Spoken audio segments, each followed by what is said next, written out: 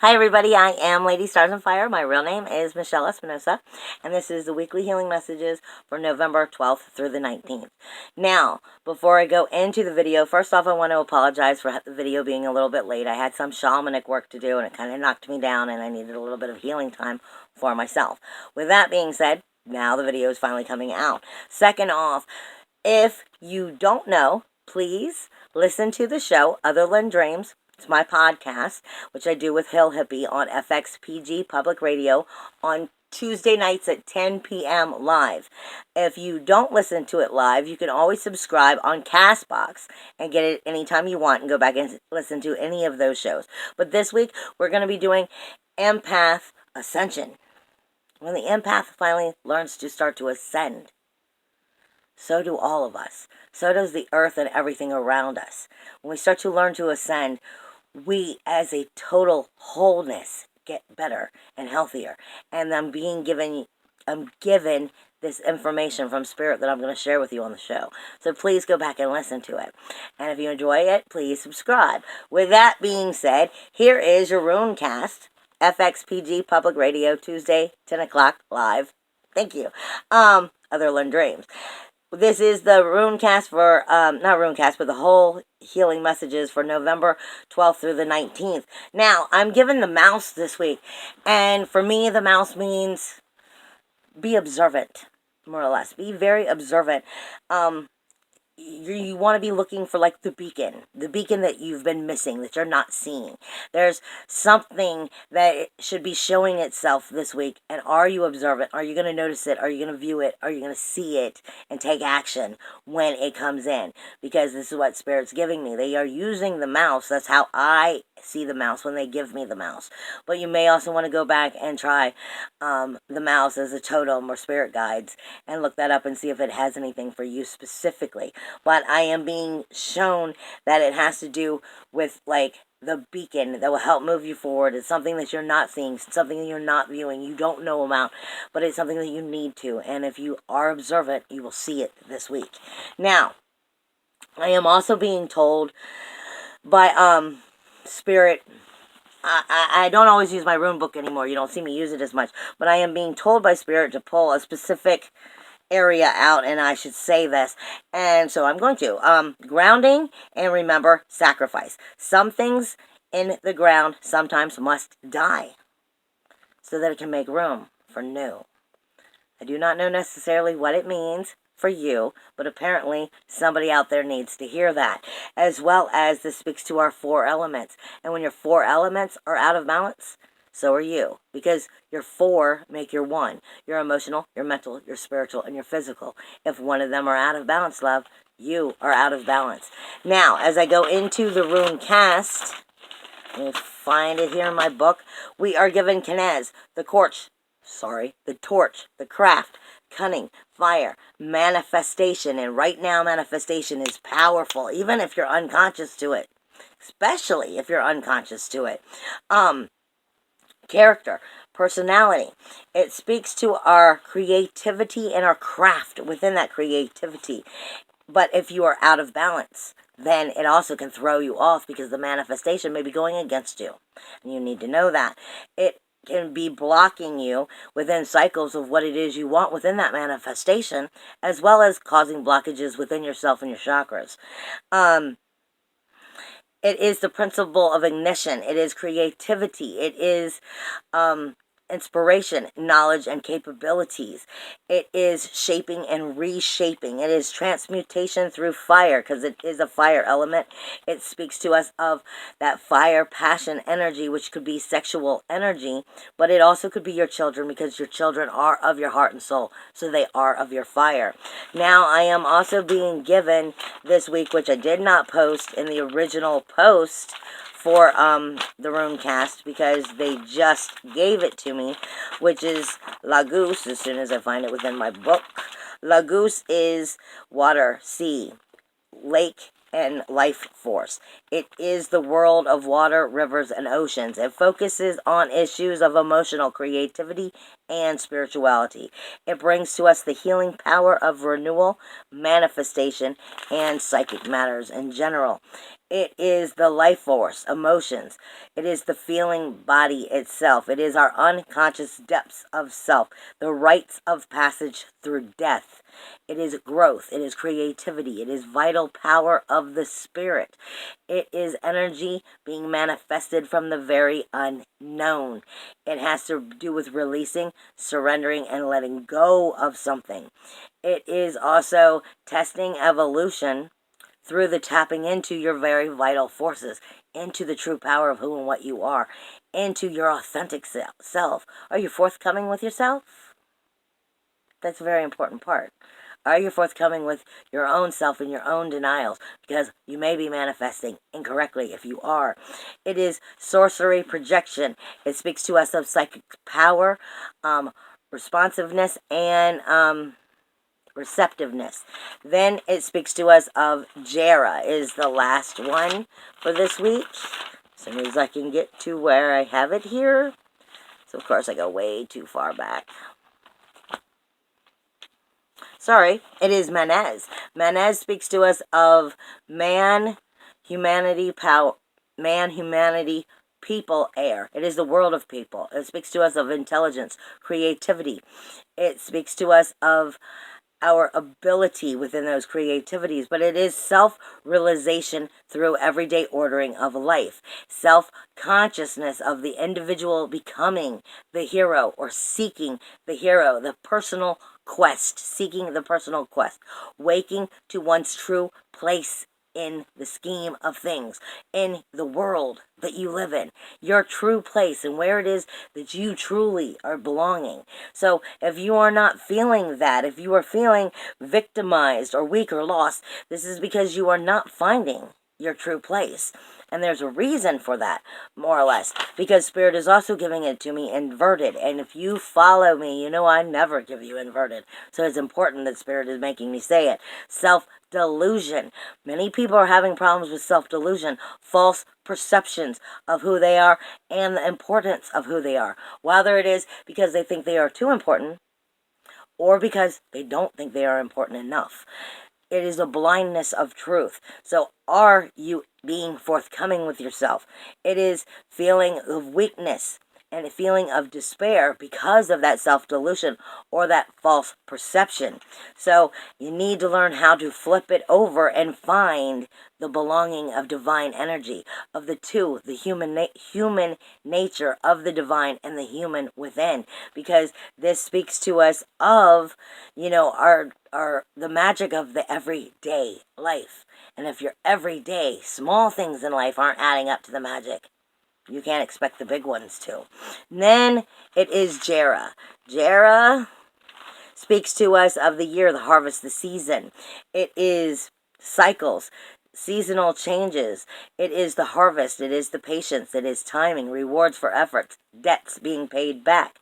It is the cycle of life and returning of energy and the natural flow from beginning and end. Do not forget, within that natural flow of beginning and end and returning of energy, this is also going to be speaking to us.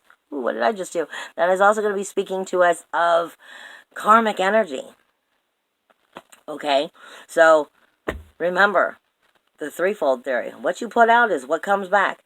You can see it however you want. You make up whatever lies you want to. What you put out into the world is what comes back. And if you don't like what's coming back, maybe you need to find out why it's that way. Because maybe there's a part of yourself you need to change and critique. Now, with that being said, Ceres moved into Scorpio on the 8th. Venus is going direct on Friday the 16th, but Mercury is going retrograde on Friday the 16th. So that energy is literally going to be going, basically, or where one's like this, they're flipping places. And you have Mars the day before moving into Pisces, coming out of Aquarius and moving into Pisces. So that energy is completely making a whole big shift. Okay? Venus, which is your sensitivities, basically she's gone from being inwardly communicating with you and wanting to help you find beauty and change and everything that it is to help you create a healthier, happier life and bring all of that sensitivity to you in positive ways. She's going to be going into shadow, more or less. She's in shadow as she's going to flip back to direct for a few weeks. She's going to be starting to view those negative spots where Mercury, and in that communication, has been in shadow, is now going retrograde, and it's going to be a little self-centered. But Jupiter is there. So that all depends on if you let Mercury or Jupiter run things, more or less. And Mars is coming out of Aquarius energy of, can I just get some action? That's what you're going to be getting from Mars as it shifts right up until it goes into Pisces, and then it's moving out of that energy of Aquarius is I just take on anything I can, because you know what, I'm the warrior. I can. Basically, that's the energy Mars has had right now. And going into Pisces is going to be starting to see things from a new point of view. It's going to be getting into the water and really getting into the depths, because you come into the universal 12th house there. So it's also going to be getting into denial areas. So this energy is going to be really, are you being forthcoming with yourself? Are you being forthcoming with yourself and truth with yourself? Because if you're not, the only person you're hurting is you. Are you in denial of things that you really need to not have dormant anymore? End of discussion. So those energies are really going to be speaking to you this week. Now, you have a Grand Cross on the 13th, which is a lesson, okay? Grand Cross is going to be the North Node now in Cancer, speaking to the Moon in Aquarius, Uranus in Aries, and Ceres in Venus in Libra. So this has everything to do with relationships. It has to do with your soulful karmic energy, and the home of who and what you are, the truth of whom and what you are. Your moon is your emotions, and are you allowing your soulfulness to be soulful and really realistic and authentic, or are you letting ego run things? Because it's also got Uranus in there in Aries. Okay, Uranus in Aries is the firepower ready to go, with the moon in Aquarius, which is ready to go in a whole nother direction. Ceres and Venus, which is also going to be still in retrograde at the time. So she's still looking for how can you make the relationships better within your life. And then the Grand Cross is speaking to your karmic soul of home. This is always home. Before this is home, this is always home. This can't be taken away. So there's a lesson to be learned here in this message. Then you also have Mars as it moves from Aquarius into Pisces.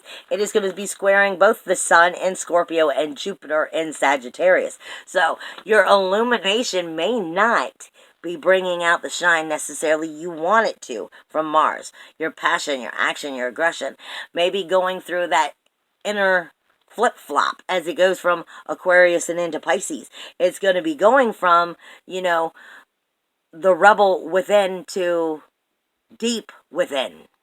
Okay? From ballsy coming out and emotionally letting yourself out there and just say what you got to say, to really closing off and coming in and evaluating from the depths of who and what you are.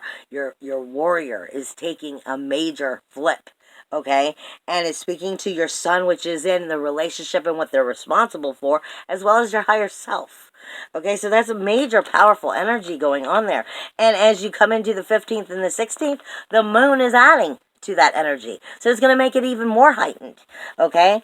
And then you've got Neptune, which is in the 12th house.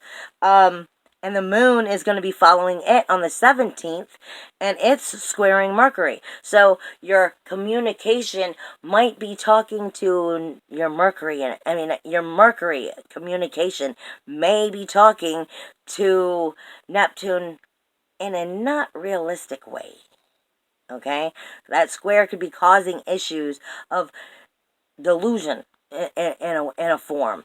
And you also have Venus in Ceres, which is squaring Pluto. So your sensitivity and your threefold theory, and is things being nurtured or are things in neglect, are going to be having a problem with the death, decay, and destruction for renewal, rebirth, and regeneration. How do you set a proper, healthy foundation?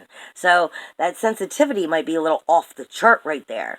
Okay, I'm giving you those out of the way right off the bat. Then you do have positive energies this week. The sun is sextiling Pluto, though. So the sun, your shine, your illumination in Scorpio is all about making the change. Just will you? Is it, are you willing to take that step and boldly step into the next round of things? Because it is there backing you up to do so. In that 8th house, you also have Neptune sextiling Pluto. So Neptune is giving you the magical firepower to do it, and it is going to be speaking to Jupiter. So there is a change that needs to be made this week. Are you going to do it, or are you egotistically going to fear it and stay in the same? Basically is the question. Now, Mars is sextiling Saturn. So it's your rules, your rules, your walls, and your boundaries, and your independence and your individuality and your uniqueness from Uranus are all sextiling Mars. So it is giving you that power to move forward and make those changes and set those new rules, walls, and boundaries that help you individually come up with your soulfulness, as in setting your independence, your individuality, your uniqueness, and getting that freedom. Is the warrior helping you? The warrior may be having a little bit of an issue as it goes from Aquarius into Pisces, but the power is there if you can get into the depths of who you are, the authenticness of who you are, and be really honest with who you are. Are you a forthcoming with who you are? Because if you're not, you're only hurting you. Now, you have Mercury is sextiling Lilith. That is powerful too, because Mercury, like I said, is going to be moving into, from shadow, into a little self-centeredness, but speaking with Jupiter on everything that we need to get right with our soulfulness, basically. But Lilith is going to be backing that power with, not going to make me do a damn thing I don't want to do. Because that's how Lilith is. She's a very powerful energy there. You have Venus and Ceres, which is trining Mars. So you still have that powerful energy of the lovers having that communication in a positive way. Just make sure that, like I said, are you getting to the depths? Are you are you being forthcoming with yourself? Because if you're not, and you're hopefully wishing for things, and you're just wishing for things, and you're not really getting to the depths of who and what you want, then you're not going to get what you want. This is what it has to do with putting your foot down and really getting to what you want, because the energies are there to create it. Just are you going to use it wisely?